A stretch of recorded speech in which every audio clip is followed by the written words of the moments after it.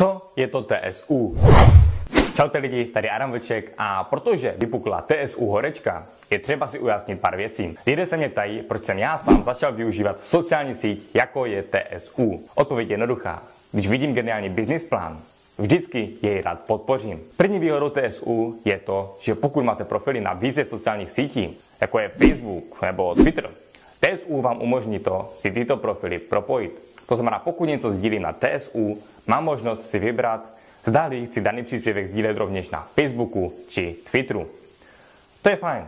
Tuto sociální síť bych využíval už jen kvůli tomu. Ale to není zdaleka vše, co může TSU nabídnout, protože je tu ta zajímavější část. A to taková, že za to, co nyní sami děláte na Facebooku či Twitteru, že sdílíte příspěvky, lajkujete, komentujete a tak dále, tak TSU vám za to platí. A abych to lépe vysvětlil, víte, jak funguje YouTube? No jasně, každý ví, jak funguje YouTube. Vy nahrajete video a před videem, po stranách videa se zobrazují reklamy a jakmile na tyto reklamy někdo klikne, vy dostáváte zaplaceno.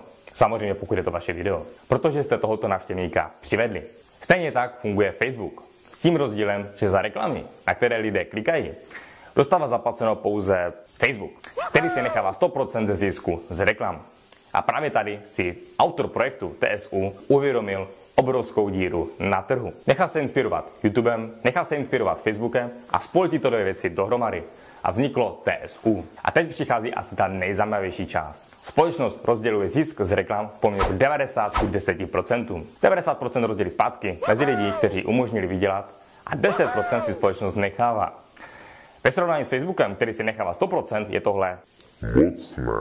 Ale abych vysvětlil, jak to funguje v praxi, kolik vlastně vydělám, jelikož mi ohledně tohohle psalo hodně z vás. Je to jen o tom, jak budete mít sledovaný váš profil. Stejně jako na YouTube záleží, jak máte sledovaný váš kanál. Abych to uvedl na pravou míru. Není to o tom, kolik budete mít lajků u tohoto příspěvku a komentářů u tohoto příspěvku. A tady zase kolik odběratelů. Ne, vy nejste placeni za lajky, za sdílení, za odběratele a tak dále. Vy jste placeni za to, pokud někdo klikne na reklamu díky vašim příspěvkům. Samozřejmě logicky. Čím více odběratelů mám, tím mám větší pravděpodobnost, že někdo mi proklikne reklamu. Ale abyste tomu správně rozuměli, vy nedostáváte peníze za to, kolik máte odběratelů.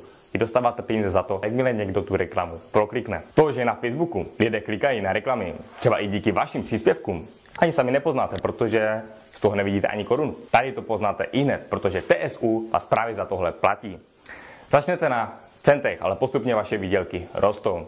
Zde vidíte 15-denní test, jak se výdělky mohou pohybovat. Zde můžete vidět, kam se až třeba můžete dostat. Samozřejmě garance výdělku zde není. Stejně jako není na YouTube, kde byste nahrali video a čekali, až začnou lítat tisícovky. Je to jen o tom, jak hodnotný obsah budete sdílet, kolik aktivních lidí vás bude sledovat a samozřejmě to nejdůležitější, proklikávat reklamy. Pokud vás zrovna napadá myšlenka, no tak to by si na reklamy mohl klikat sám, tak na to rychle zapomeňte. Protože vy jste placeni pouze o to, pokud na reklamy u vašich příspěvků kliká někdo jiný. Možná se vám zase hodí hlavou myšlenka, no tak to by si mohl vytvořit více profilů. Opět na to zapomeňte, protože samozřejmě musí to být odlišná IP adresa. Zkrátka buďte přirození. Dělejte to samé, co jste dělali na Facebooku, to znamená sdílejte příspěvky a tak dále a uvidíte, že i tak peníze budou naskakovat. Tím, že si sami budete klikat na reklamy u vašich příspěvků, si nepomůžete. Pokud jste známý YouTuber nebo třeba Rytmus, tak vyděláváte téměř okamžitě, protože za to, co jste do nynějška dělali na Facebooku, tedy za sdílení příspěvků, zde na TSU budete štědře odměněni. TSU si prošla už i testovací fázi, kde byly součástí osobnosti, jako je 50 Cent či hráči NBA. A všichni sociální síť jen podpořili. Boreď by nepodpořili, když tam vydělali balík. Ale abych objasnil všechny možnosti TSU, nemusíte vydělávat pouze díky tomu, že sami budete mít sledovaný profil a příspěvky. Jelikož se TSU nyní rozšiřuje na základě doporučení, získáváte provize i z lidí, které doporučíte a ti sami mají sledovaný profil. Nebo vám mohou vydělat lidé vašich lidí, nebo lidi pod vašimi lidmi. Ano, provize získáváte až do 4. úrovně. Řekněme, že společnost generuje z nějaké placené reklamy $100. Je to díky vašemu příspěvku. Jak jsme již řekli, 10% si společnost nechává, takže $10 jde společnosti. Zbývající $90 se rozděluje mezi vás. A to tak, že vy sami vyděláváte $45, dalších $29,7 jde člověku, co doporučí zase vás, 9,99 člověku zase opatrovíš a poslednímu 3,33. Ano, jak jsme již řekli, odměny se rozdělují do 4 úrovní.